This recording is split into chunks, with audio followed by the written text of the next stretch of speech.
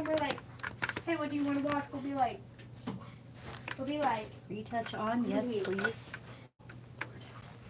Okay, let's get this.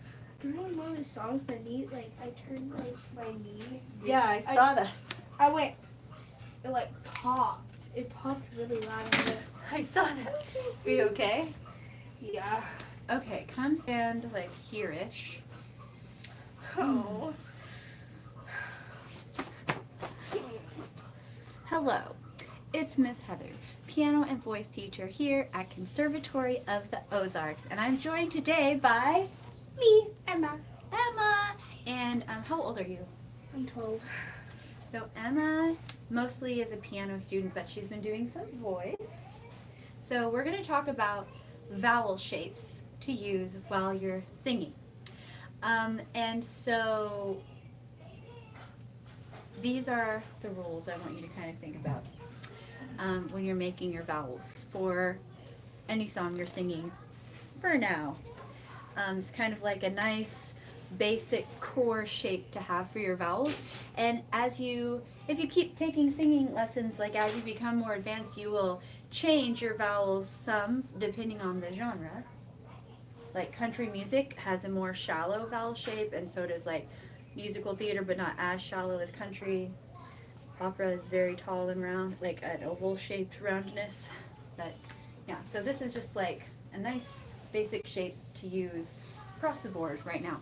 So I think of vowels in terms of fingertips because it's easy to remember. So 3 fingertips is the biggest vowel shape that we'll need in English, and that is for the ah vowel. So it's like this. Ah. Oh, like I can fit 3 fingertips between my teeth. So like the bottom of my top teeth and the top of my bottom teeth. Can you do that pretty easily?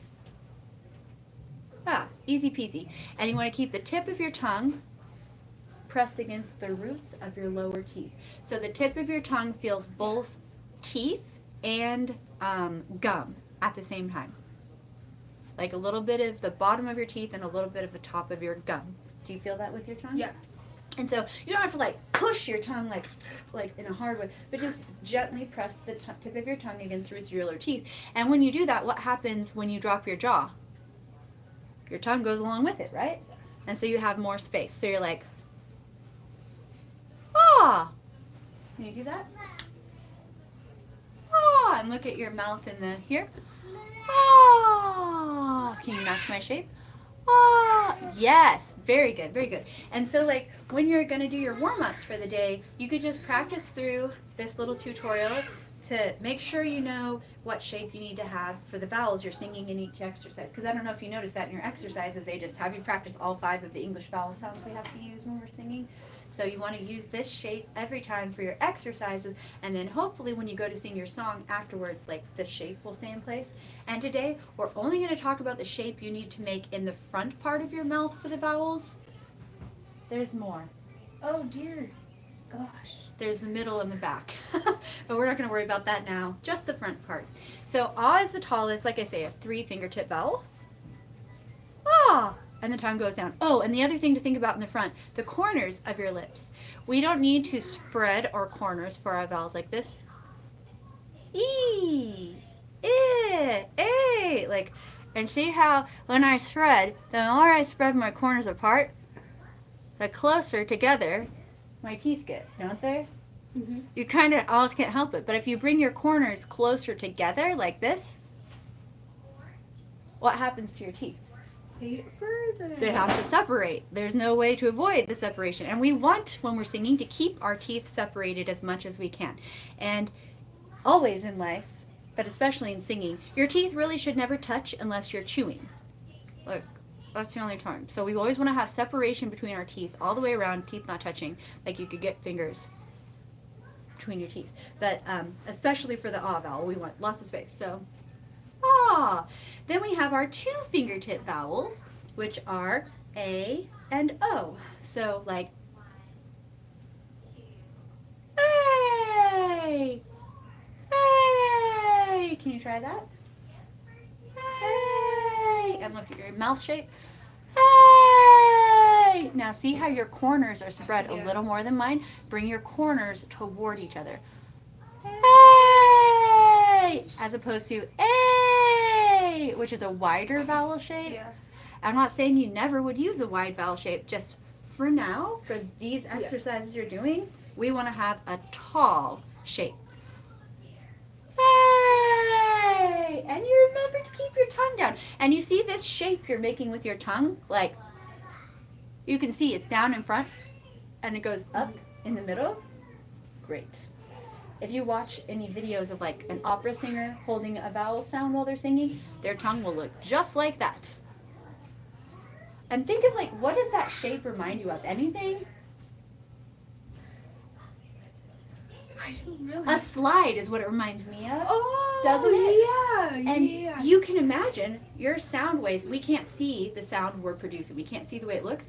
But just think of them. They do exist. If we could like see them with our eyes, you would see them slide right down your tongue and out of your mouth. You're kind of like making your mouth into like a bullhorn shape, right? Ooh. And what does a bullhorn do? Like if you see a cheerleader with a bullhorn, It makes your sound bigger, yeah. And so like that's kind of what we're trying to reproduce here with our vowel shapes. And then O is very similar. Two fingertips between the teeth. Oh, let's see. Oh, you've got a good natural ability for this. I can't tell on my thumbs. So we'll get to the last two that way. Sometimes when I try to describe vowel shapes to people, like I have a playlist of vowel shape tutorials, and you'll see sometimes when I try to explain it to people, it's really hard for them to coordinate all of the parts. Like they'll be like they can't keep the tongue down or something, and you just like nailed it right away. That's a little bit above average, so that's kind of nice to see. Maybe something about because you're a dancer, like maybe you've like really learned how to like control each individual mechanism. I do a musical theater solo, so I have to like lip sing. Might have helped you for singing. And then the last two vowel shapes we're going to talk about are one fingertip vowels. E and ooh. So ooh is like a little harder to see. Ooh. Like I try to get more than one fingertip between, but like at least one.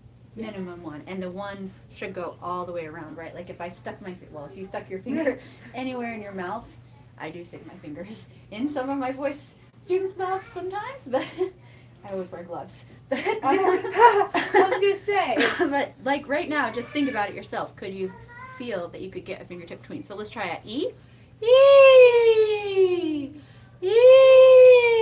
and ooh.